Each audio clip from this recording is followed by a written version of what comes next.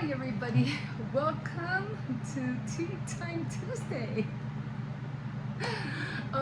Yeah, I messed up a second ago. I said something else. Anyway, how's everybody doing today? Hope everybody is doing well. And let's just take our minds off of everything that's going on right now. Let it go. Let it go. Anyway, I am having, I know it's a little bit dark in here. I gotta try to find some better lights because these lights are not working. Some are yellow and some are white. Oh, and I did buy that strip, but it's not that luminous that I thought it was. Hold on.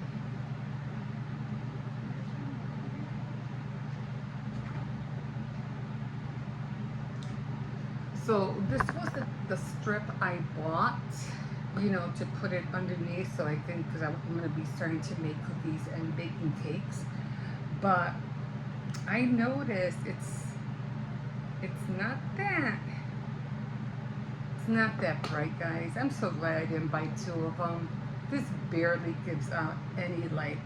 That's how close it would have to be to on the table. So I was going to put them underneath my cabinet. But this is not giving out a whole lot of light. So I think I'm going to go either to either Home Depot or probably Home Depot, see if I can find something that will really give out a lot of light. Because I need some light underneath that cabinet. So disappointed that it didn't give out more light than it should have. But at least it's something. Okay. So I am having, what do you call it, my true blueberry tea. They did have, what was it, a whole K-cups of all different flavors for the fall, but maybe I might get it. It's still early, so I just might get it next week if they still have it, and I'll see, if I'll like it. I like them, but yeah. So I'll try them out. We'll see how they taste. They all have this pumpkin spice, pumpkin butter, or something like that. They had different flavors, but I'm gonna let this steep a little bit. And I did grab this, which was the pumpkin spice mini biscotti, right there. Because they didn't really have anything else that I said, oh yeah, I'll try that. So this is all they had. So I said, well, let me see how they taste. So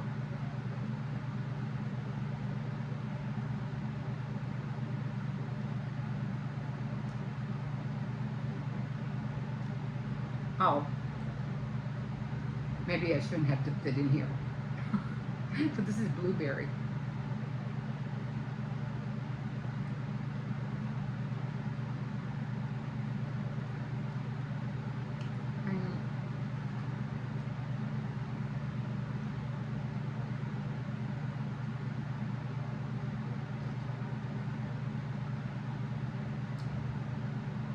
I mean, they're okay.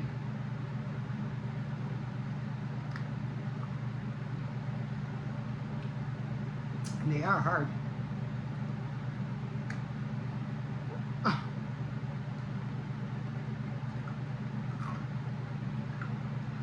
Yeah, I'm trying not to put them in the, what do you call it? Inside the, what do you call it, too?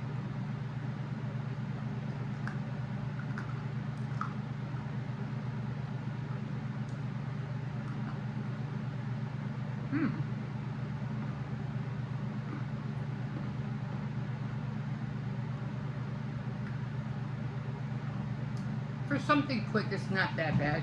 I mean, I think it could have been better, but Anyway, let me get some sugar.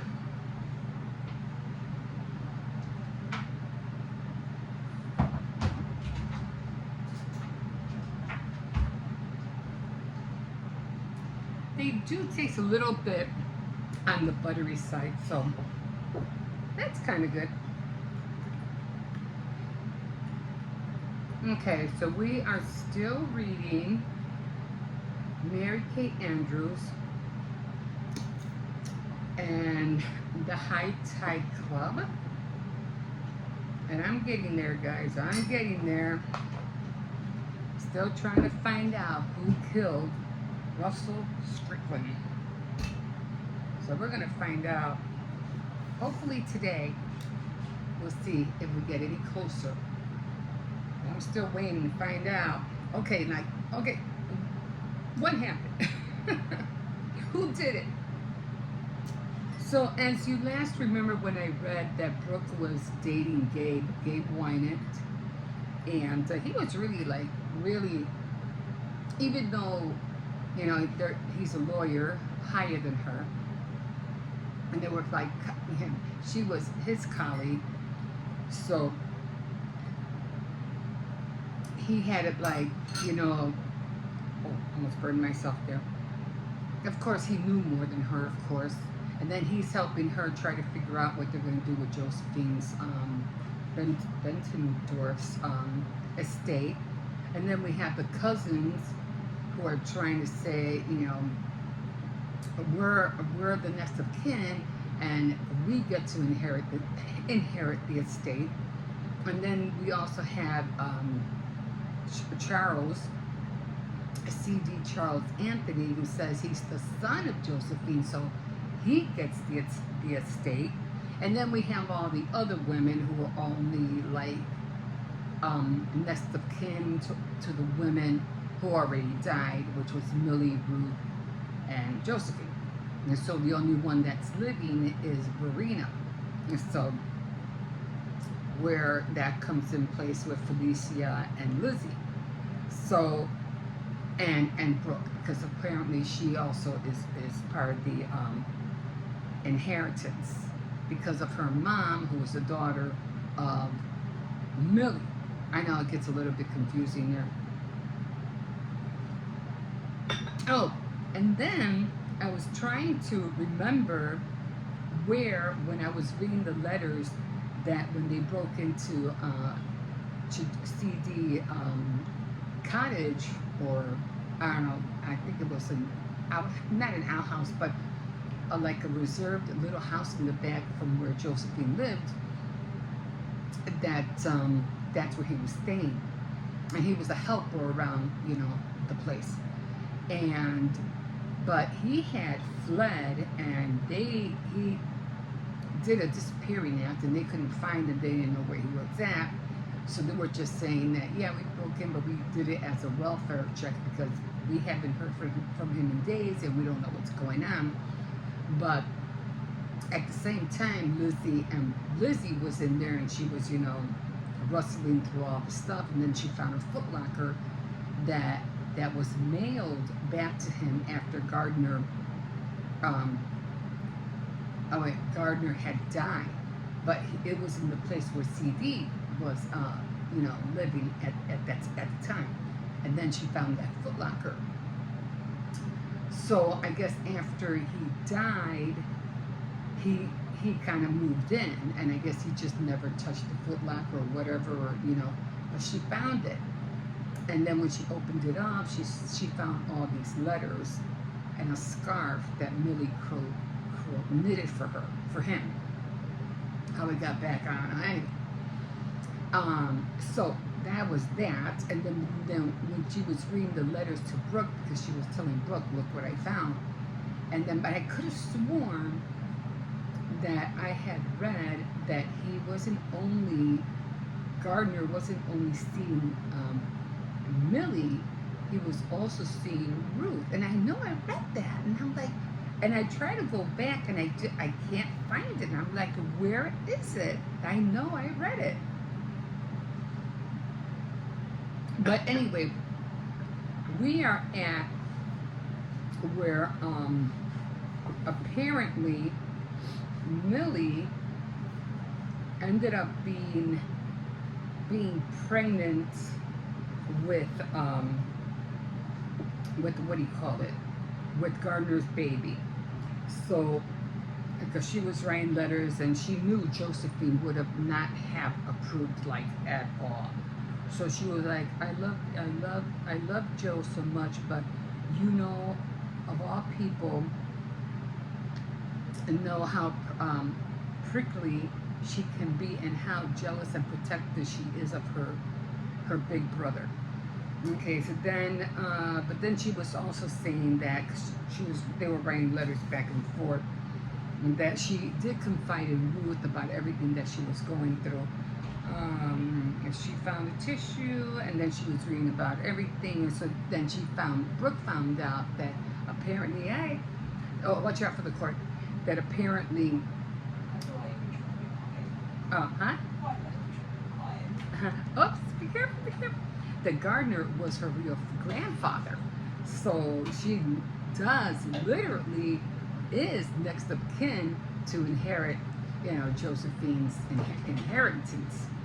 So she goes, yeah, that makes you, in that line of lineage of people. This is so unbelievably poignant, knowing Gardner actually didn't didn't didn't make it back to Millie because he died in that aircraft. This might have any. Let me see. No, it is all the way up. I can barely see. Okay, so then we keep going. I'm on chapter 61.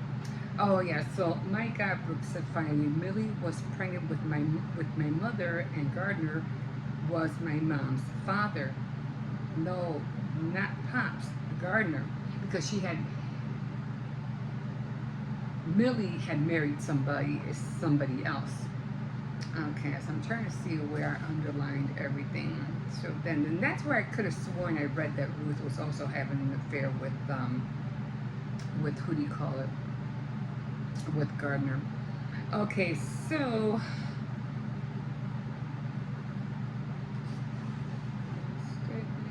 okay, so we're getting to the point where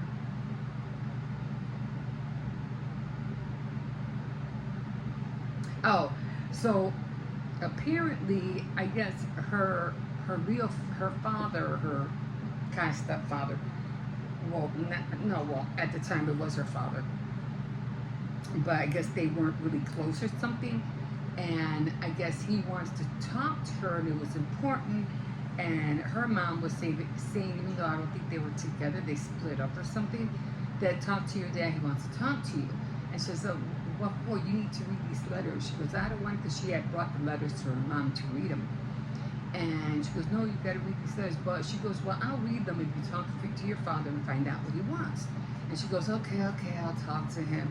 And then when she finally got a hold of him, and she said, look, I have to talk to you about this guy, Gabe, that you're dating. She goes, no, I'm not dating him, but it was only a couple of, what do you call it, social gatherings that we had. And, and she told him how he was, that a friend, lawyer, and that they had known each other for years. She goes, yeah, but you don't know what he's about. And I guess the girl that her father was dating knew him. Her name was Patricia. And she goes, no, you need to listen to me. I need to tell you. She goes, no, I don't want to hear it. I know he's older than me and blah, blah, blah. So she goes, and then she just like hung up and didn't listen. So, but he was trying to warn her about Gabe. So then Marie finally read the letters, and she couldn't believe it. And I can't believe Granny kept this secret all these years, and none of us had any idea. And then Marie got mad because she's like, all this time, and we could have been a family, but she never said anything. Like, now I wish I'd never known her. Like, now she was insulted. So then we go back. She's never got eyes. I wish you'd known Pops, Brooke. I wish he'd known you, and Henry, of course. So, okay. It says where I don't need Josephine Warwick's money. Marie's voice dripped scorn. I had a career and saved my money. Your father was generous with the divorce settlement, and I'd done well with my investment. So she was like, I don't need her money. But she was still felt like, she was still upset about it. So,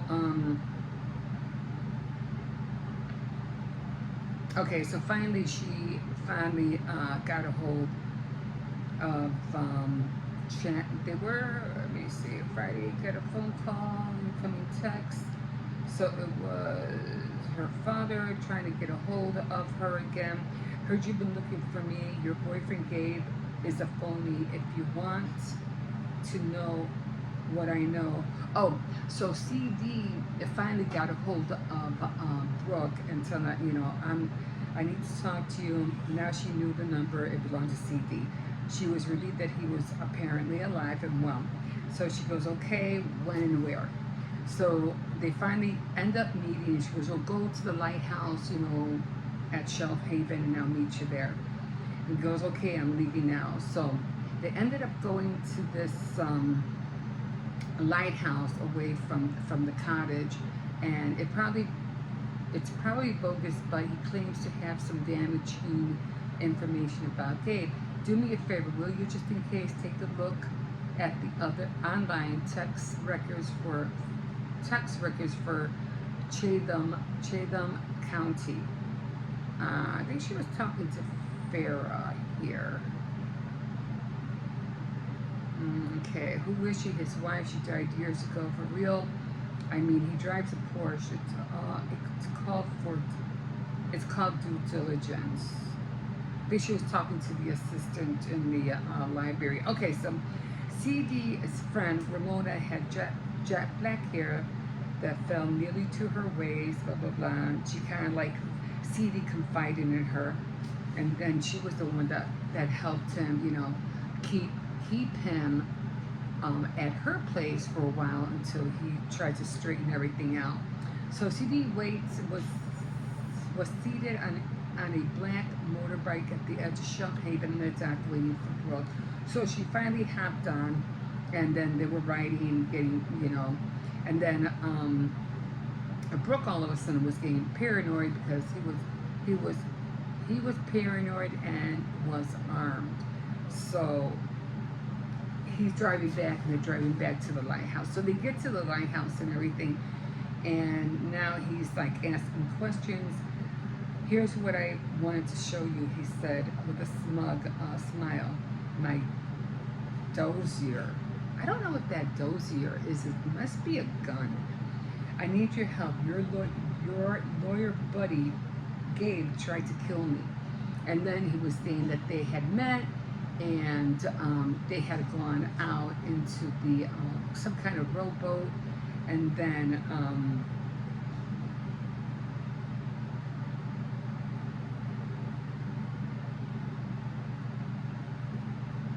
okay, or just float with me,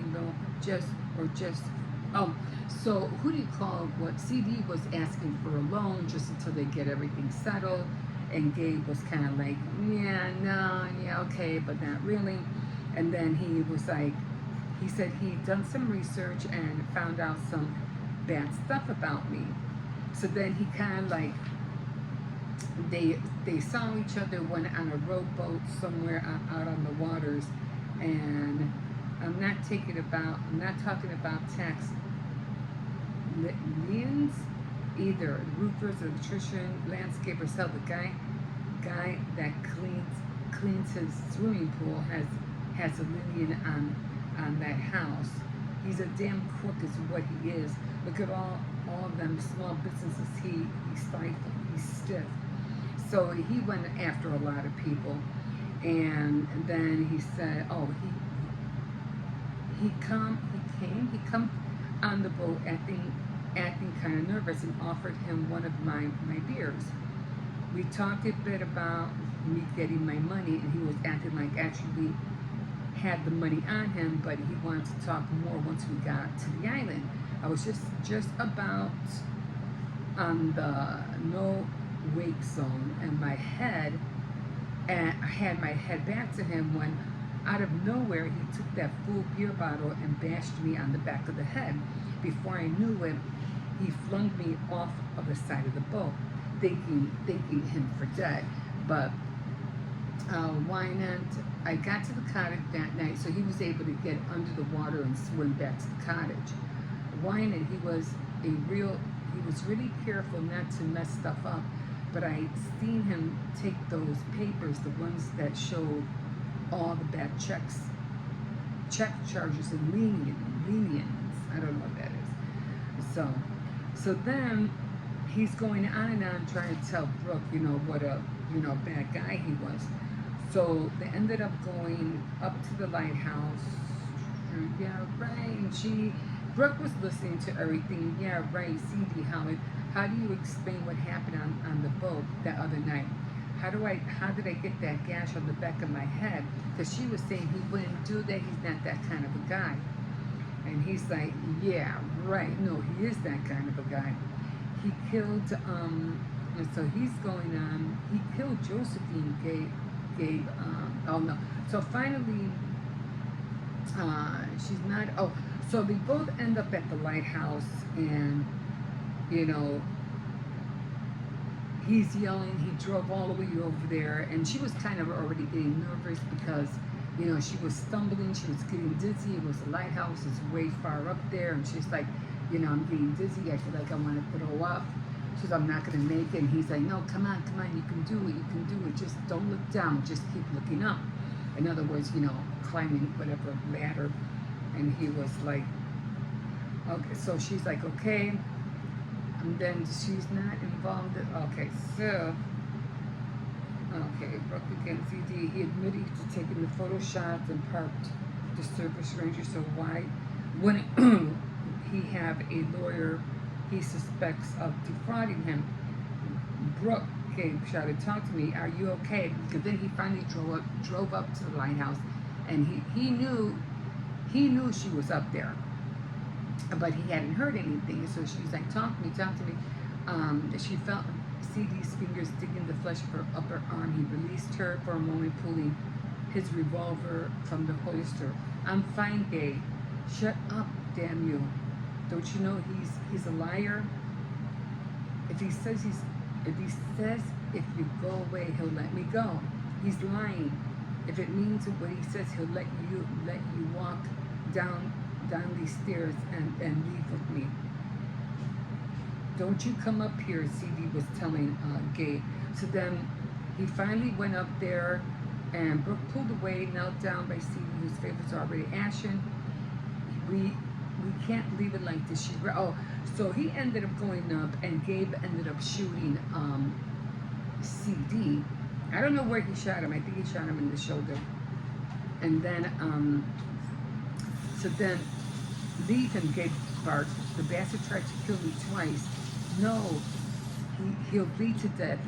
He's a crazy, sick old man. I can't leave him like this. Brooke looked up at Gabe. The warm, caring, portly barrister had vanished, and in his place was this cold-eyed killer ready to exact vengeance from anyone who crossed them. He killed Josephine, Gabe said. He would have killed you too if it hadn't been for me. Why do you think he lured you up here? You're what's standing between him and Josephine's money. No, CD growled, trying in vain to sit up. No, Brooke reached for another shirt to stanch the flow of the blood. Now he's yelling at Brooke. Now get down here now. So so no, Brooke reached for another shirt. Now, God darn it. Gabe slapped her hard in the face with his hand, so hard her ears were ringing so hard the band of the thick glass ring cut a gash in her cheek. So then, not only was he yelling at her, he hit her, and he hit her hard. And Gabe grabbed her by the ankle, and instinctively she kicked out, catching him square in the gut. His face registered a momentarily flash of shock before he toppled backward, down and down and down, the sickening thud of his falling body echoing in the brick stairwell. So she kicked him so hard that he fell. Um, so finally, I guess Felicia and Lizzie finally came up. Brooke, the two women's voices floated up from below. Are you up there? I'm here. We need help. Though their footsteps pounded on the wood steps, pausing only when they reached the lawyer's body, corkscrewed across the stairwell, his head resting on unusual angle. Get help, Brooke croaked. He's been shot and he's lost a lot of blood. So she's still trying to save CD. So then finally Lizzie paused at the stairs landing. That's right, his voice was a matter of fact. Gabe shot CD in cold blood, and he would have shot you too. He had the gun to your head, and you were afraid for your life. You kicked at him, and he fell backwards. She nodded as Felicia. She nodded at Felicia, right? End of story. So they're trying to, tell her, what to say before the police come. So yeah, Gabe was done. He was done. So she's in shock. Lizzie answered no questions. They pulled her up to her feet. Brooke, I can't. She said, gasping, I'm dizzy. Okay, so they finally got her downstairs. So then she did tell Farrah about some, kind of like a secret code kind of thing. Do you remember when you and Jackson were doing this? Anyway, don't forget to get Captain Morgan. I don't know what the Captain Morgan was about, but I don't know what that had to do with it. But she told Farrah that. The nurse, so finally they're at the hospital and everything like that, and they find out, yeah, Gabe is dead. Brooke said quietly, good. Saves me the trouble of doing it myself. I guess one of the girls said it. You're my daughter. You were nearly killed today. Why shouldn't I be here? Okay, so then that's not the only client he defrauded, right? Marie looked at Gordon. I've been making quite inquiries around town. I guess Gordon was the sheriff. There are two others that I knew of. Gabe was slick. I'll give him that. Okay, so we came over here. Then the man was with CD Anthony. Do you know who he is? She asked. He'll be all right. It was a through and through gunshot wound. He was a tough customer. We'll keep him overnight, mostly because of his age and the amount of blood he lost. So he's okay. Then we go on, and I think that's where I stopped. But Farrah was the one that told Lizzie and Felicia, because she was like, something's going on. I don't feel right. She told me about Captain Morgan, so I called. She goes, how did you know? How did you know to call me? Because of what you said. And I didn't trust, because Gabe came here, and he was looking for you, and I told him I wasn't, sure where you went, but he didn't believe me, and then he just took off. So right away, I got worried, and I called Lizzie and Felicia, and then that's when they found out and came to her rescue. So that's where we're at right now. I'm like, so close, and we still don't know who killed Russell Strickland.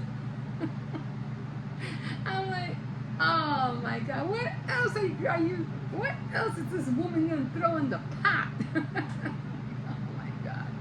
Well, at least Brooke is okay. Gabe is out of the picture apparently. So they still have to deal with the cousins.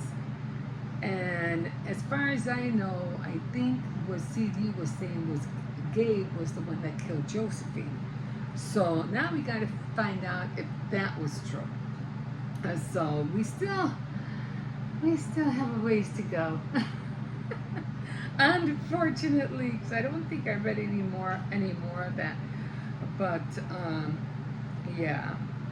So that's where we're at, and I'm like, we're getting close, guys. We're getting close. We're getting close. Maybe another week or two we'll finally find out who killed Russell Strickland. But yeah. But anyway, thank you for joining me. It was a quick one today. I gotta hurry up only because I gotta clear this kitchen and I just want to rest. I've been tired. I had to go do a lot of not a lot, but a little bit of running around. I had to finally wash my hair. And it's been days since I washed my hair. I was like, holy cow. I just been keeping it up, and that's all I've been doing. But I said, no, I have to wash my hair today. And then I was really upset when I went to the store and I went to go get some straws. I felt like I needed some straws. And I said, I need some straws. Let me go get some straws. I picked up a few things that I saw at the store. And the one thing that I wanted to get that I didn't get, and that was, what do you call it? It was the dry shampoo. And I was like, I can't believe you forgot the dry shampoo. I was so mad at myself. And I was like, oh, well, I'll get it next time. I bought a little mat for the back. It was for autumn.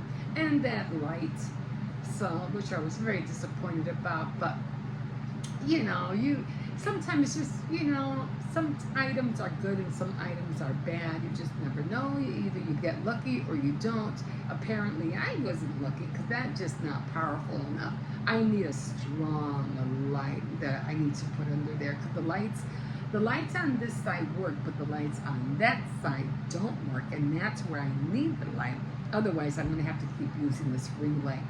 But I am going to try to I am going to go to Home Depot and I'm going to let them know, look, I'm going to take a picture of it. I'm going to tell them, look, I need to put some strong light so I can see the counter.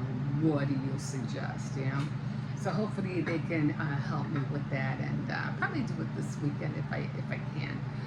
But other than that, thank you for joining me. And yeah, and like I said, sometimes I know, we are all going through a lot, and with everything that's going on, I highly disappointed at our president.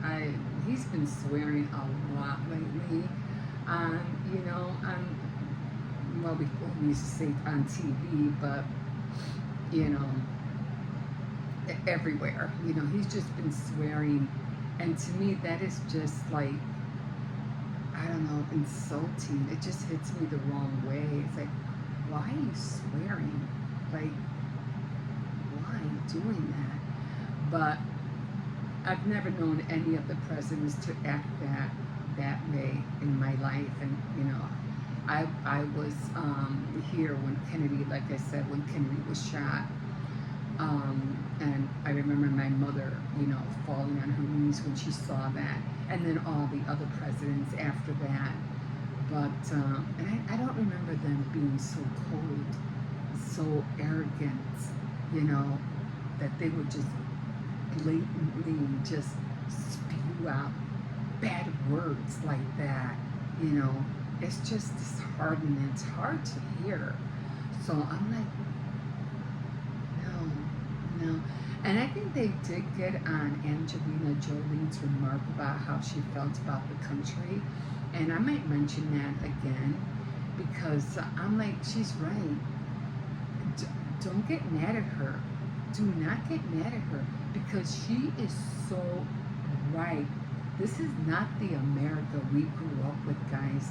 This is not it. It wasn't the America people in the 1940s and 50s grew up in. It wasn't the America when they had the Gettysburg and a war. Gettysburg, and I forgot the other one. But the America that we're living in now was not the America we were raised in. It just isn't. And I'm not saying it's going to get worse. I think it is going to get better. It will get better, guys. Don't fret. Don't worry. Good things are going to come. What, like God said, what man did for evil, God is going to turn into good. So, yeah, there might be some reasons why this is happening, but at the outcome, it's going to be for good reasons. So just be patient, hold your ground, protect yourselves at all costs. Like I said, just so many things are happening. I know we can't stop things from going on. We can't stop people from being attacked. We can't stop people from being kidnapped. We can't stop people from going on buses and in cars and who knows where they're taking them. But one thing you can do is pray. Pray and let the Lord know. Please do something. Help these individuals who are blameless, who don't have nothing to do with what's going on. It's not their fault. And if they are Americans, why are you taking Americans out of their home country? Like, wrong is wrong. Wrong is wrong. And like I said, God hears all prayers, and I know in time He's watching everything. He's seeing everything. He's aware. Don't think that He's not aware. He is aware, and just believe that He's going to take care of everything. Just stay calm. Again, pray for yourself, pray for your soul, pray for your security, pray for peace, for patience, and don't let everything that's going around you, upset you or, make you lose faith. And get into your craft. Write some journals. Read a book that doesn't want to seem to end. I'm saying, keep your mind on other things. Don't let the things around you, put you in a space of like you don't know where you're at. Always know where you're at. Always trust in yourself to know where you're at. Okay? All right, guys. Well, that's it for today. Thank you for joining me, and we'll see you next time on Tea Time Tuesday. Bye.